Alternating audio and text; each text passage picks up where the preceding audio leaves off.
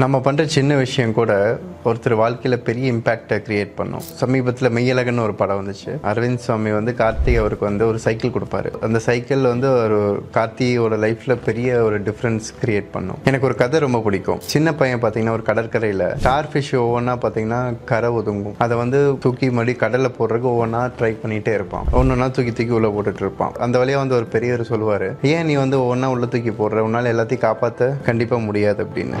அப்போ அந்த பையன் சொல்கிறான், கண்டிப்பாக என்னால் எல்லாத்தையும் காப்பாற்ற முடியாது, ஆனால் கண்டிப்பாக என்னால் நான் பண்ணுற வேலையில் ஏதோ ஒரு ஸ்டார் ஃபிஷ்ஷோட லைஃப் என்னால் காப்பாற்ற முடியும். At least I made a difference in that one star fish life அப்படிங்கிறது அந்த பையன் சொன்னான். நம்ம பண்ணுற செயல்னால எல்லாத்து வாழ்க்கையும் மாறும்னா மாறாது, ஆனால் ஒரு சிலரோட வாழ்க்கையில் பெரிய சேஞ்சை க்ரியேட் பண்ணும். இது என்னோடய ஆஃபீஸில் பார்த்திங்கன்னா என்னோடய எம்ப்ளாயீஸ் இப்போ என்கிட்ட ஒர்க் பண்ணுறாங்க.